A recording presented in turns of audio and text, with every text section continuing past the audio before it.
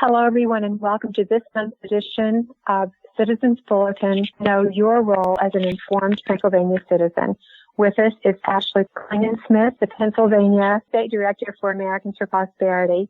Hello, Ashley. Hi, and hi, listeners. How are you? How are you doing, Susan? How are you feeling? I pray you're doing well. Thank you, Ashley. I am. I appreciate that. And I pray you are too. I pray you're faring well. Unprecedented times that we're in. It's just uncharted waters, isn't it?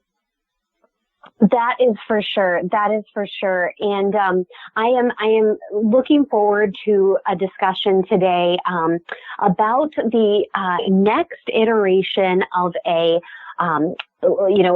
COVID-related legislation, piece of legislation that will be being considered in Washington, D.C. And that is around bailouts and rejecting state bailouts in favor of solutions that will help America through the coronavirus pandemic. And so, I think what is really encouraging in a sense is that, Senator Toomey actually made mention of this in his PA Starts Up Safely framework that his office released now a couple of weeks ago. But he said we should be heartened that we're having a conversation around recovery and what this looks like, because it signals that the worst of this COVID-19 wave has passed. And so for that, I think, we should all count our blessings, but I'm looking forward today to talk a bit about what Congress is going to be considering and what we as grassroots activists and community watchdogs should be doing in the coming weeks and frankly in the coming days. That's wonderful, Ashley. I'm sure you have lots of positive suggestions and ideas for us. Great. So as everyone knows, we have already seen Congress and both the House and Senate pass legislation that would address aid for folks that have struggled through this difficult COVID-19 pandemic. And so we've seen, quite frankly, trillions of dollars go out the door in Washington. And so recently there has been buzz on Capitol Hill that leaders are considering proposals to provide hundreds of billions of dollars to states and localities to backstop their spending during the time of coronavirus. And so we are very alarmed by this. If you think of states like Illinois and, New Jersey, who have perpetually ignored their pension crises and liabilities, and states, frankly, like Pennsylvania, that have really not addressed any kind of transformative reform in budgeting and spending for many, many years. States that have such little rainy day fund reserves, like Pennsylvania. I believe it is our state that ranks 47th in rainy day reserves. So our rainy day fund could sustain operations here in Pennsylvania for about 3 days.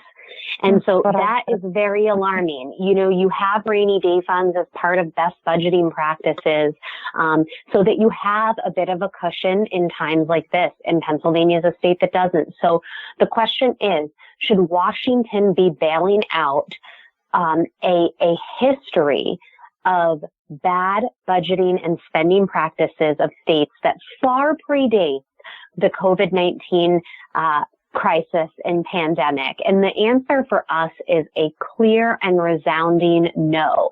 So I want to say for the first time of many this call that I urge every listener to visit rejectbailouts.com. That's rejectbailouts.com, rejectbailouts.com, and sign the pledge. It's a pledge to reject reckless bailouts. It says massive federal bailouts do more harm than good. They are not the right way to help those being hurt by the economic harm of this pandemic. American taxpayers should not be on the hook for reckless states like Illinois, New York, and California. Politicians want to use bailouts as a way to cover up their own poor legislating. Legislating by crisis leads to poor decisions and poor outcomes. Tell Congress not to pass another multi-trillion-dollar bailout. And so signing that pledge, just like many of the actions at our I Volunteer Center that I know so many of you have taken, will take under a minute to sign. And so I'm asking you to go there and do that and help us scale your voice so that when members are back in their offices, frankly, later today, it's Monday, we're here in a new month, the Senate is going to be back. They are opening their inboxes and they are seeing thousands of notes from Pennsylvania. And in our case, those are going to be from, directed to Senator Toomey and Senator Bob Casey, and then your respective member of our delegation, which includes 18 congressional districts. So, we sent a letter to congressional leaders on April 30th, urging them to reject any sort of state bailout. It said we should be helping the people who are hurting, not bailing out politicians for irresponsible decisions they made prior to this crisis. But as we've seen before, lawmakers are using this crisis to jockey for handouts to pay for their past mistakes in the name of helping those who have been hit hardest. The letter then goes into detail about how the funds would be used for purposes that are unrelated to COVID-19, and instead would only prop up states' chronic fiscal problems. Illinois, this is an example, has requested more than $41 billion, nearly all of which would go toward bailing out irresponsible spending decisions made by Illinois politicians for decades.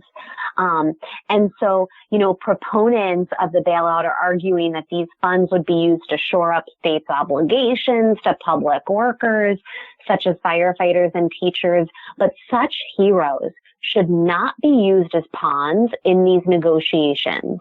Instead of exploiting these people, states should honor their promises to them by making them priorities of the funds that they have and have received already.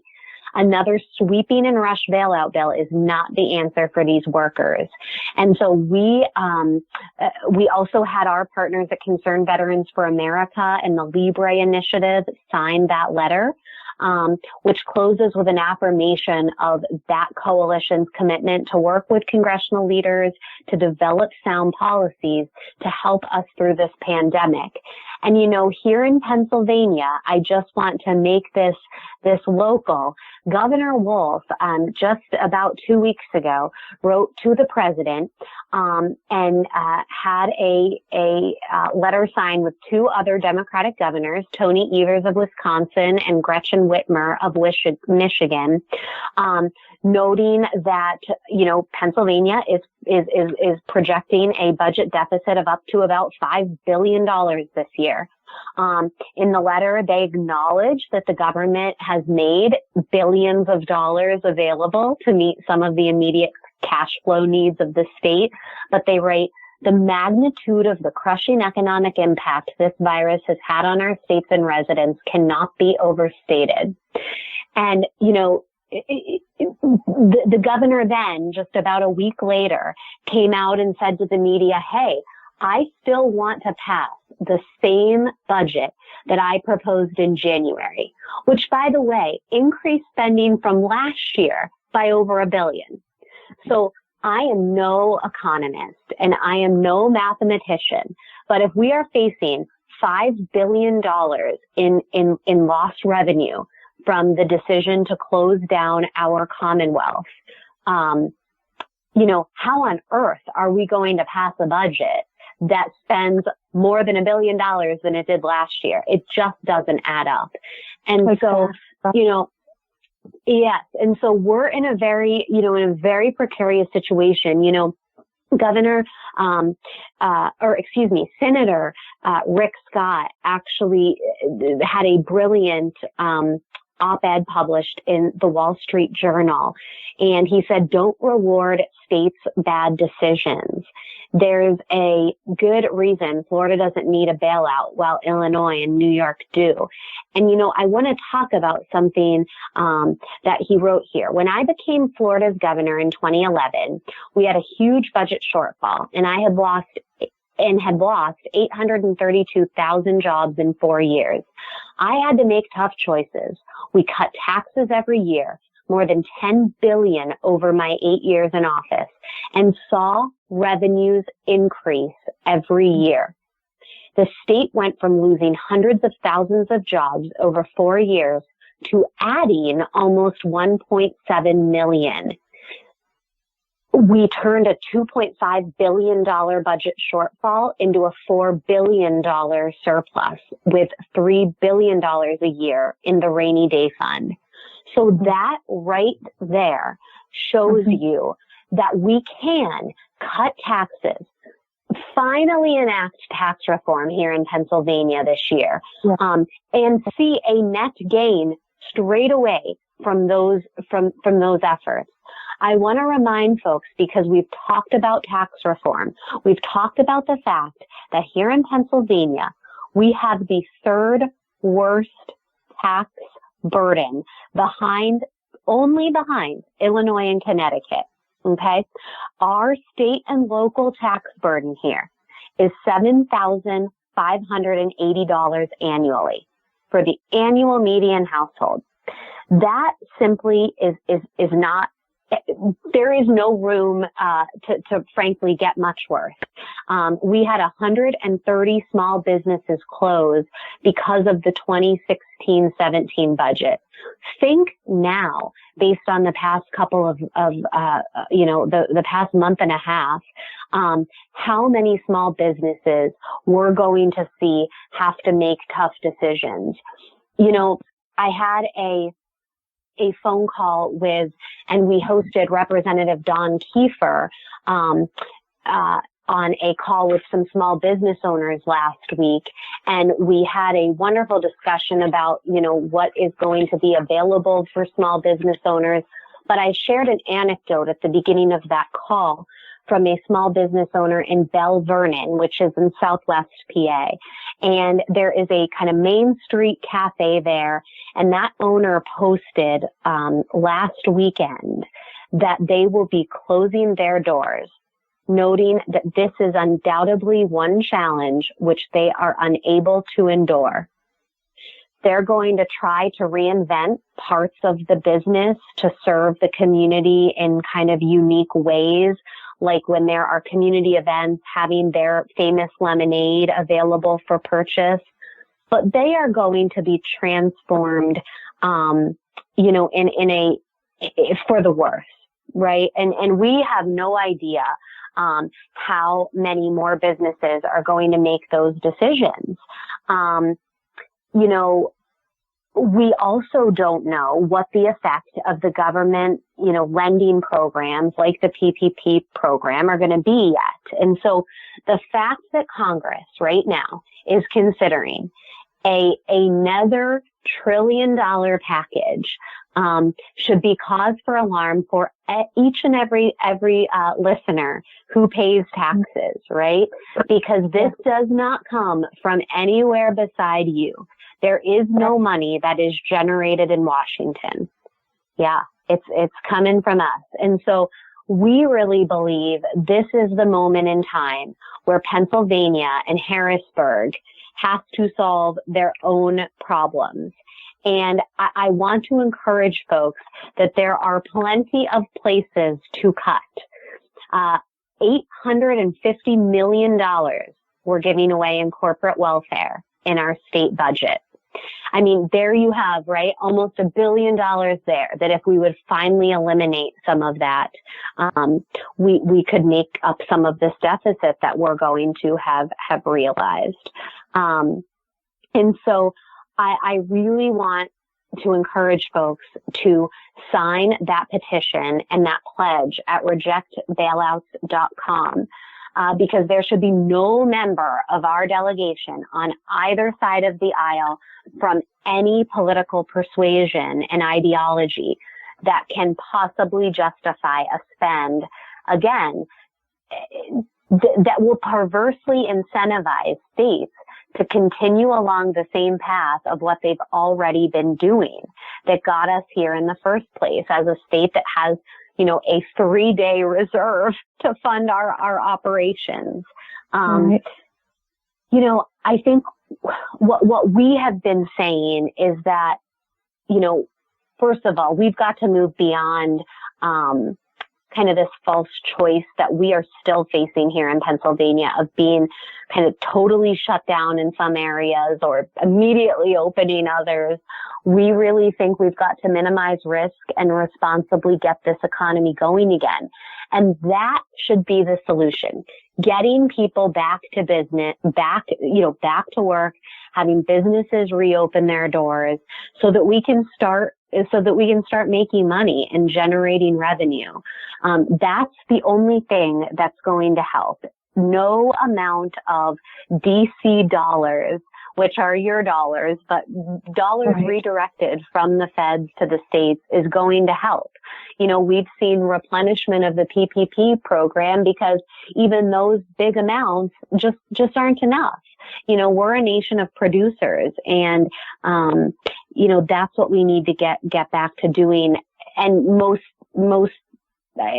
paramount is doing that safely. And businesses have shown in all different sectors that they are able to do that.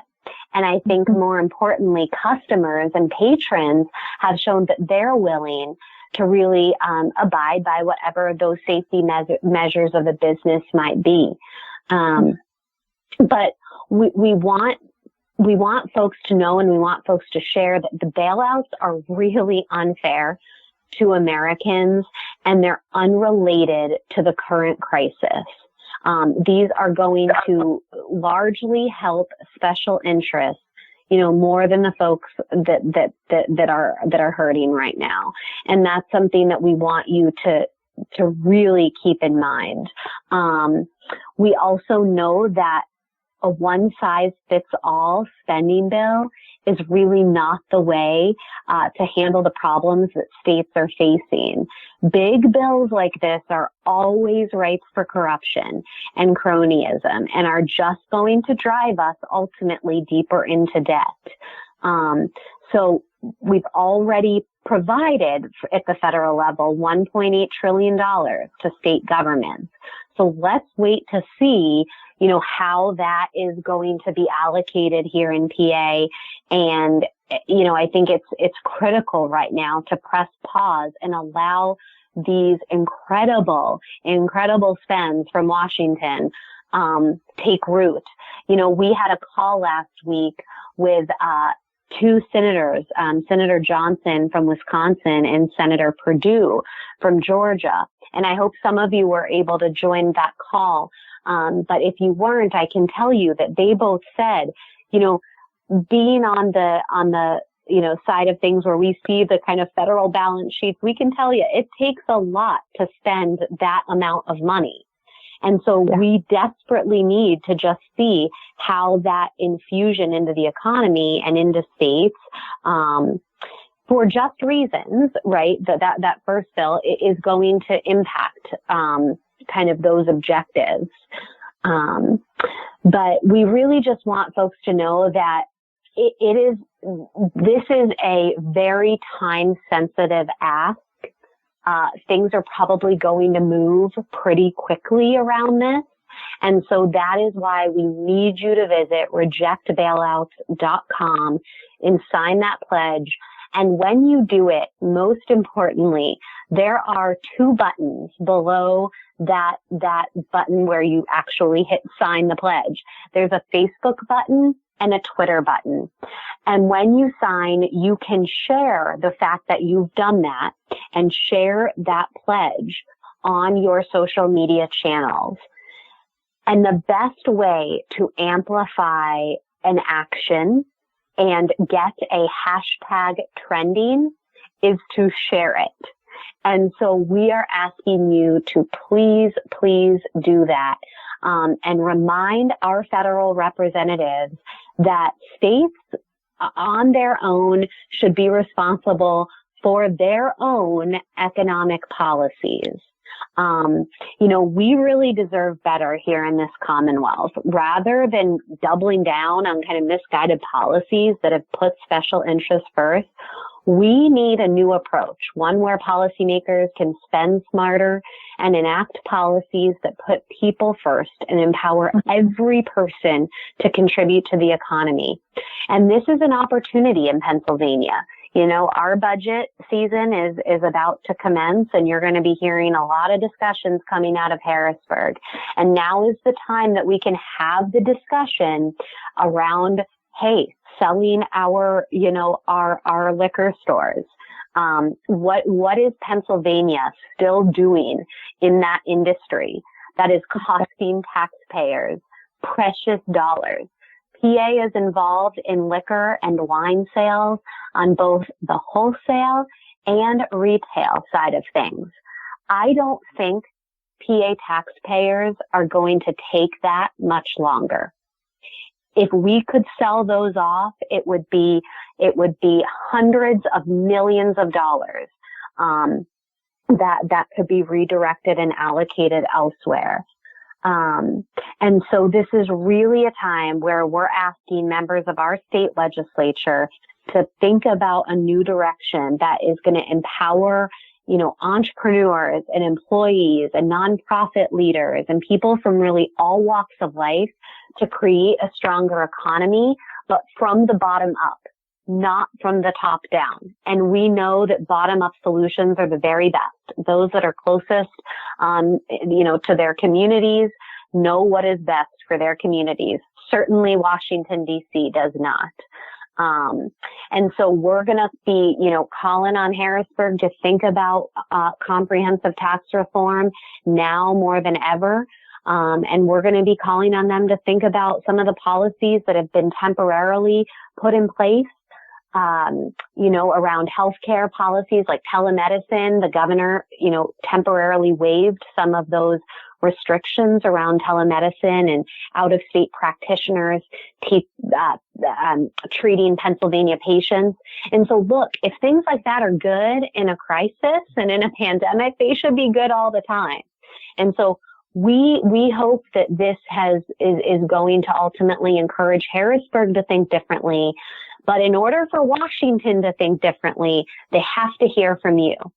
We have 535 members in Congress, right? 100 in the Senate, 435 in the U.S. House. So we have the ability here in Pennsylvania to impact 20 of them.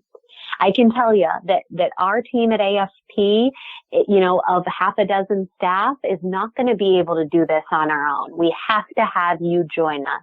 And that's why I'm asking you to please visit rejectbailouts.com and sign that pledge straight away. Well, Ashley, we just thank you so much. These are excellent and timely comments. The results of not taking action right now are short-sighted, heartbreaking and tragic. We really need to take action. So what you've presented is very sound, and I hope that people will hear and do what you're suggesting. Wonderful. Thank you so much for having me. Thank you. Thank you so much for this wonderful report. Everyone, you've been listening to Ashley Klingon-Smith, who is the Pennsylvania State Director for Americans for Prosperity, and doing an excellent job, as you can tell from what she has just shared with us. We hope you'll take the information to heart and suggestions to heart and take action.